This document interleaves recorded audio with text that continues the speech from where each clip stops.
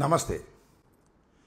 చంద్రబాబు నాయుడు గారి ఎట్టకేలకు మిర్చి గురించి మాట్లాడటం మొదలుపెట్టారు. గుండెల్లో గుబులు పుట్టింది.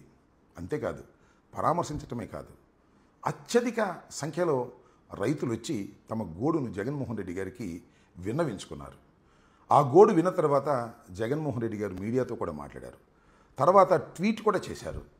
ఇది చూసిన తర్వాత చంద్రబాబు నాయుడు గారికి కొద్దిగా ఆలోచన కలిగినట్టుగా ఉంది. అంతకుముందు ఏమీ ఆలోచన లేదు. అసలు మిర్చి రైతుల గురించి పట్టించుకున్నటువంటి సందర్భమే లేదు. ఇప్పుడు మిర్చి రైతుల గురించి మాట్లాడటం మొదలెట్టారు. సంతోషం.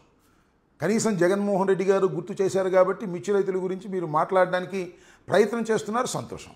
అయితే మిర్చి రైతులకు న్యాయం చేయకపోతే మాత్రం మీరు రాజకీయ విషాదాన్ని మీరు చవి చూడవలసినటువంటి అవసరం ఉంటుందని కూడా ఈ సందర్భంగా నేను చెప్పదలుచుకున్నాను. ఢిల్లీ వెళ్ళారు. మిర్చి రైతుల గురించి వెళ్ళలేదు, అందరికీ తెలుసు.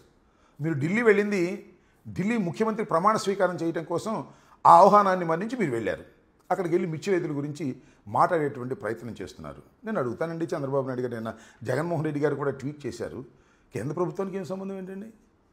మీరు కదా ఇక్కడ ముఖ్యమంత్రిగా ఉంది. మీరు ఇమీడియట్గా యాక్షన్ తీసుకోవాలి కదా. రైతులకు గిట్టుబాటు ధర రాకపోతే యూ కెన్ పర్చేజ్. రాష్ట్ర ప్రభుత్వం పర్చేజ్ చేయండి. పర్చేజ్ చేసి గోడౌన్స్లో నిల్వ పెట్టండి. నష్టం వస్తే భరించండి, లాభం వస్తే అనుభవించండి. ఇది ఎన్నిసార్లు చేయలేదు జగన్మోహన్ రెడ్డి గారు? ఇవాళ కాకమ్మ కథలు ఢిల్లీ వెళ్ళి మీరు చెప్పేటటువంటి ప్రయత్నం చేస్తుంటే నవ్వాలో ఏడవాలో అర్థం కానటువంటి పరిస్థితి.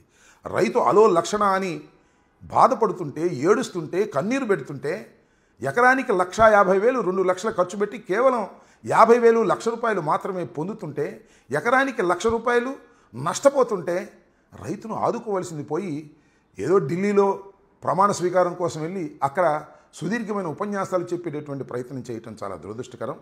కేంద్ర మంత్రి గారిని కలుసుకుంటాము, వారికి ఏదో చెప్పి మీకు హాని చేస్తామంటే అప్పుడు దాకా మిర్చి రైతు బతకాలి కదా.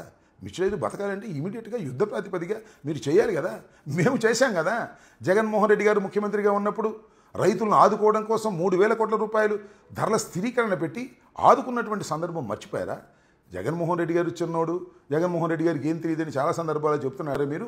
అలాంటి జగన్మోహన్ రెడ్డి గారు తీసుకున్నటువంటి నిర్ణయాలను మీరు చూసి నేర్చుకోవలసినటువంటి అవసరం ఉన్నదనేది కూడా నేను ఇక్కడ అభిప్రాయపడుతున్నాను. ఆలోచించమని కూడా మనం చేస్తున్నాను. ఎస్, ఇమీడియట్గా కొనండి.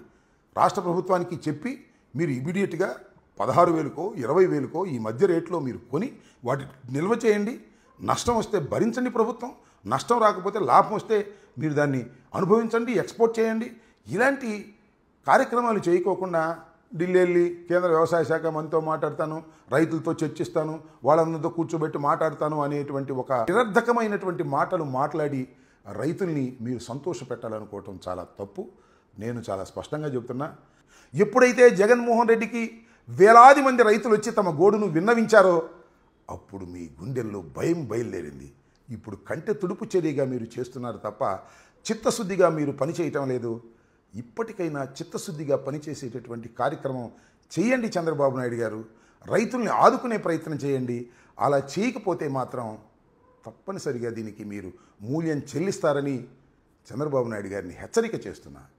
ఎంతసేపు జగన్మోహన్ రెడ్డి గారికి సెక్యూరిటీ విత్డ్రా చేసి ఆయనకి ప్రమాదం కల్పించాలనేటువంటి ఒక దుర్బుద్ధితో వ్యవహరిస్తారు ఏమిటండి? రైతుల గురించి ఆలోచించండి. మీరు లాజిక్ను ఒకటి మిస్ అవుతున్నారు. మీరు మీ అబ్బాయి కూడా ఒక చిన్న లాజిక్ని మిస్ అవుతున్నారు.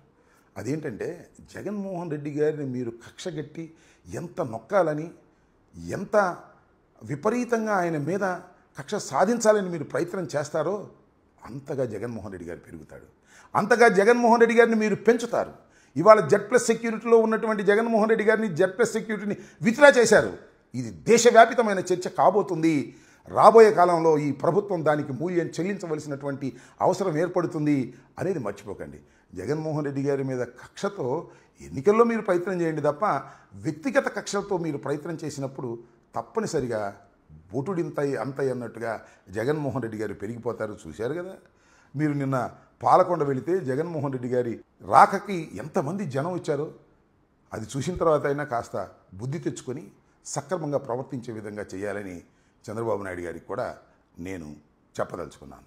చంద్రబాబు నాయుడు గారి ఎట్టకేలకు మిర్చి గురించి మాట్లాడటం మొదలుపెట్టారు. గుండెల్లో గుబులు పుట్టింది. అంతేకాదు, పరామర్శించటమే కాదు, అత్యధిక సంఖ్యలో రైతులు వచ్చి తమ గోడును జగన్మోహన్ రెడ్డి గారికి విన్నవించుకున్నారు. ఆ గోడు విన్న తర్వాత జగన్మోహన్ రెడ్డి గారు మీడియాతో కూడా మాట్లాడారు. తర్వాత ట్వీట్ కూడా చేశారు. ఇది చూసిన తర్వాత చంద్రబాబు నాయుడు గారికి కొద్దిగా ఆలోచన కలిగినట్టుగా ఉంది. అంతకుముందు ఏమీ ఆలోచన లేదు. అసలు మిర్చి రైతుల గురించి పట్టించుకున్నటువంటి సందర్భమే లేదు. ఇప్పుడు మిర్చి రైతుల గురించి మాట్లాడటం మొదలెట్టారు. సంతోషం. కనీసం జగన్మోహన్ రెడ్డి గారు గుర్తు చేశారు కాబట్టి మిర్చి రైతుల గురించి మీరు మాట్లాడడానికి ప్రయత్నం చేస్తున్నారు. సంతోషం. అయితే మిర్చి రైతులకు న్యాయం చేయకపోతే మాత్రం మీరు రాజకీయ విషాదాన్ని మీరు చవి చూడవలసినటువంటి అవసరం ఉంటుందని కూడా ఈ సందర్భంగా నేను చెప్పదలుచుకున్నాను. ఢిల్లీ వెళ్ళారు. మిర్చి రైతుల గురించి వెళ్ళలేదు, అందరికీ తెలుసు. మీరు ఢిల్లీ వెళ్ళింది ఢిల్లీ ముఖ్యమంత్రి ప్రమాణ స్వీకారం చేయడం కోసం ఆ ఆహ్వానాన్ని మన్నించి మీరు వెళ్ళారు. అక్కడికి వెళ్ళి మిర్చి రైతుల గురించి మాట్లాడేటువంటి ప్రయత్నం చేస్తున్నారు. నేను అడుగుతానండి, చంద్రబాబు నాయుడు గారు నిన్న జగన్మోహన్ రెడ్డి గారు కూడా ట్వీట్ చేశారు. కేంద్ర ప్రభుత్వానికి ఏం సంబంధం ఏంటండి? మీరు కదా ఇక్కడ ముఖ్యమంత్రిగా ఉంది. మీరు ఇమీడియట్గా యాక్షన్ తీసుకోవాలి కదా. రైతులకు గిట్టుబాటు ధర రాకపోతే యూ కెన్ పర్చేజ్. రాష్ట్ర ప్రభుత్వం పర్చేజ్ చేయండి. పర్చేజ్ చేసి గోడౌన్స్లో నిల్వ పెట్టండి. నష్టం వస్తే భరించండి, లాభం వస్తే అనుభవించండి. ఇది ఎన్నిసార్లు చేయలేదు జగన్మోహన్ రెడ్డి గారు? ఇవాళ కాకమ్మ కథలు ఢిల్లీ వెళ్ళి మీరు చెప్పేటటువంటి ప్రయత్నం చేస్తుంటే నవ్వాలో ఏడవాలో అర్థం కానటువంటి పరిస్థితి. రైతు అలో లక్షణ అని బాధపడుతుంటే, ఏడుస్తుంటే, కన్నీరు పెడుతుంటే, ఎకరానికి 1,50,000 2 లక్షలు ఖర్చు పెట్టి కేవలం 50,000 ₹1,00,000 మాత్రమే పొందుతుంటే, ఎకరానికి ₹1,00,000 నష్టపోతుంటే రైతును ఆదుకోవాల్సింది పోయి ఏదో ఢిల్లీలో ప్రమాణ స్వీకారం కోసం వెళ్ళి అక్కడ సుదీర్ఘమైన ఉపన్యాసాలు చెప్పేటటువంటి ప్రయత్నం చేయటం చాలా దురదృష్టకరం. కేంద్ర మంత్రి గారిని కలుసుకుంటాము, వారికి ఏదో చెప్పి మీకు హాని చేస్తామంటే అప్పుడు దాకా మిర్చి రైతు బతకాలి కదా. మిర్చి రైతు బతకాలంటే ఇమీడియట్గా యుద్ధ ప్రాతిపదిగా మీరు చేయాలి కదా. మేము చేశాం కదా. జగన్మోహన్ రెడ్డి గారు ముఖ్యమంత్రిగా ఉన్నప్పుడు రైతులను ఆదుకోవడం కోసం 3,000 కోట్ల రూపాయలు ధరల స్థిరీకరణ పెట్టి ఆదుకున్నటువంటి సందర్భం మర్చిపోయారా? జగన్మోహన్ రెడ్డి గారు చిన్నోడు, జగన్మోహన్ రెడ్డి గారికి ఏం తెలియదని చాలా సందర్భాల్లో చెప్తున్నారే మీరు. అలాంటి జగన్మోహన్ రెడ్డి గారు తీసుకున్నటువంటి నిర్ణయాలను మీరు చూసి నేర్చుకోవలసినటువంటి అవసరం ఉన్నదనేది కూడా నేను ఇక్కడ అభిప్రాయపడుతున్నాను. ఆలోచించమని కూడా మనవి చేస్తున్నాను. ఎస్, ఇమీడియట్గా కొనండి. రాష్ట్ర ప్రభుత్వానికి చెప్పి మీరు ఇమీడియట్గా 16,000కో 20,000కో ఈ మధ్య రేట్లో మీరు కొని వాటి నిల్వ చేయండి. నష్టం వస్తే భరించండి ప్రభుత్వం, నష్టం రాకపోతే లాభం వస్తే మీరు దాన్ని అనుభవించండి, ఎక్స్పోర్ట్ చేయండి. ఇలాంటి కార్యక్రమాలు చేయకోకుండా ఢిల్లీ వెళ్ళి కేంద్ర వ్యవసాయ శాఖ మంత్రితో మాట్లాడతాను, రైతులతో చర్చిస్తాను, వాళ్ళందరితో కూర్చోబెట్టి మాట్లాడతాను అనేటువంటి ఒక నిరర్ధకమైనటువంటి మాటలు మాట్లాడి రైతుల్ని మీరు సంతోష పెట్టాలనుకోవటం చాలా తప్పు. నేను చాలా స్పష్టంగా చెబుతున్నా. ఎప్పుడైతే జగన్మోహన్ రెడ్డికి వేలాది మంది రైతులు వచ్చి తమ గోడును విన్నవించారో అప్పుడు మీ గుండెల్లో భయం బయలుదేరింది. ఇప్పుడు కంటె తుడుపు చర్యగా మీరు చేస్తున్నారు తప్ప చిత్తశుద్ధిగా మీరు పనిచేయటం లేదు.